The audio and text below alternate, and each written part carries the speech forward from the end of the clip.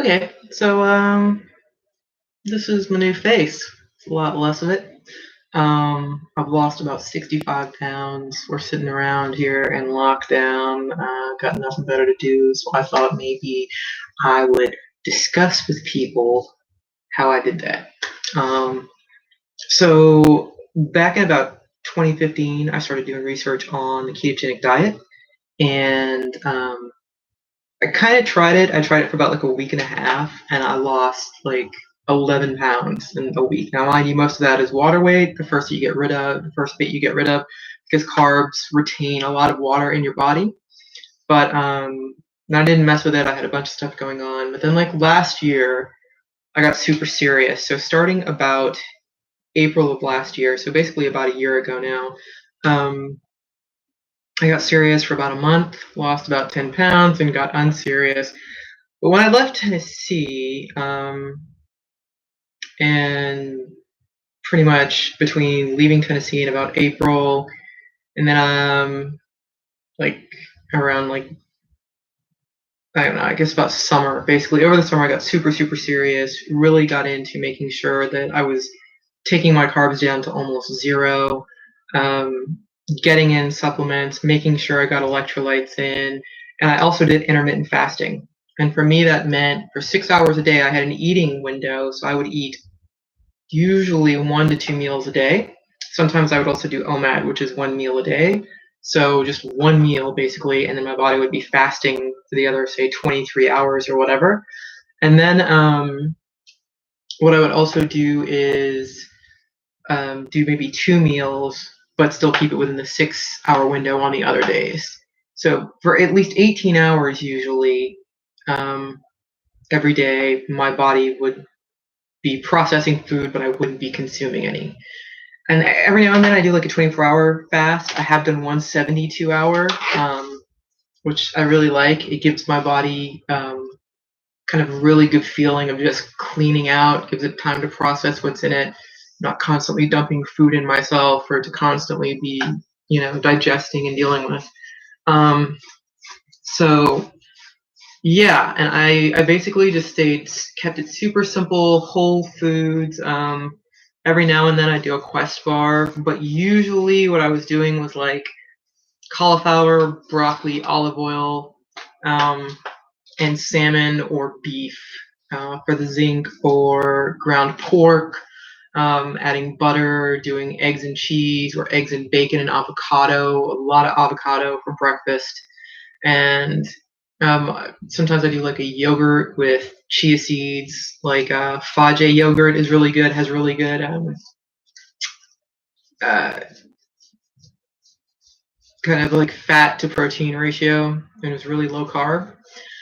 So I got super serious, and once the great thing about keto is once you're not hungry anymore, it's very easy to not eat. So I didn't really track my macros. I didn't worry about organic everything all the time. And I did this during my van life period, most of it. So I was living in a van, cooking in my van, traveling in my van. And, so I just kept it super simple. And I did a little bit of apple cider vinegar, organic, with the mother every single day. Um, and it helped a lot with digestion. The one thing I will say is some people suggest a little bit of psyllium husk to keep you regular so you don't get that keto constipation.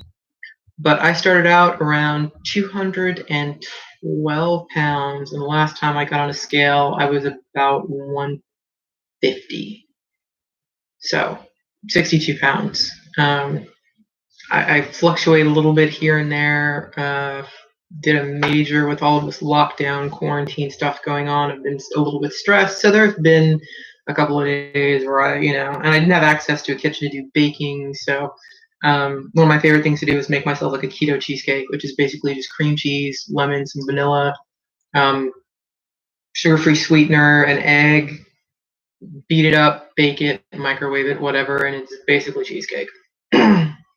So that for me is like my go-to. Like I woke up this morning and had cheesecake for breakfast. I don't know how many diets you can do that on. So for me, this is not a diet. I have to stress this is a way of living now. This is a way of life. I don't feel good when I eat carbs. I realize that now. I understand how gross and bloated and even moody I get with the crashing off the carbs and then being hungry again and the crashing again, the hungry again. And it's just like riding this roller coaster of being hungry every 2 hours all day long, hence the weight gain. So now that I understand how that works, like I feel no reason to go back to how I used to eat. I don't ever feel like there's going to be a period in my life where I'm just going to be like, okay, now I just can't handle this anymore. Like for me, I feel so much more nourished when I eat. Like tonight I had broccoli with some beef, garlic, a little bit of onions, cheese, olive oil, some avocado, and a little bit of butter thrown in. And my body feels awesome, like satiated. I will not eat for the rest of the day. If I do, it'll be something like cheesecake, which I have no problem with. So that's how I did it. I did have a period where I had access to a gym, and I did a good bit of gym, and I wish I'd gotten to do a lot more because I would have a lot more done in the way of toning. I do have loose skin. That's just a fact for me, especially because I had such a like a round face. I've got loose skin in here, so like right in there. But and some of that you can deal with autophagy and fasting, and that's where longer term fasts can come in, like 72 hours. Some people, there's one guy on YouTube, he's fasted for over like 100 days. He's got hundreds of pounds to lose though. So I'm not suggesting that. Again, I'm not a medical doctor or anything like that. I'm just telling you what's worked for me.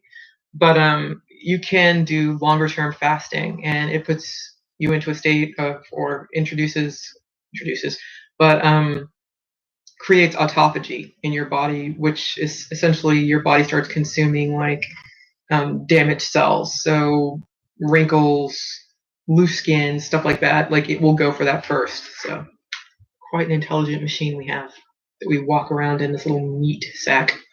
Yeah, so that's how I did it. I feel better. I've gotten rid of my asthma. I've gotten, well, at least I haven't had any problems with it. And I also had insulin resistance, which is a pre-diabetic state, which now that all this COVID-19 thing is happening and being obese and being diabetic, like I have just in time managed to lose all this weight and get my insulin resistance and pre-diabetes basically under control so that I don't have to worry about being in a group that's as under threat. I do still want to control my blood sugar.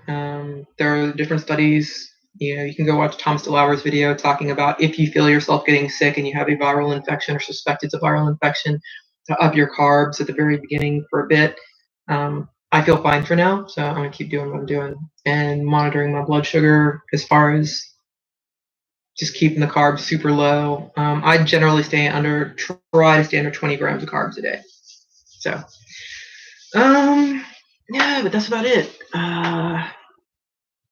I'm thinking at some point I want to maybe try and do something online where I help people, guide people, coach people, maybe help them work out like keto meal plan recipes, something that fits within their lifestyle for how much movement they're going to be able to manage, how much exercise they're going to be able to do, how sedentary they are, what their lifestyle is, how much time they have for meal prep, you know, how much time they have to cook every day, all that kind of stuff. So I just feel so much better, and it's really like for me one of the most important things I've ever done in my life, and it's made me feel just so much lighter and easier and physically, mentally clearer.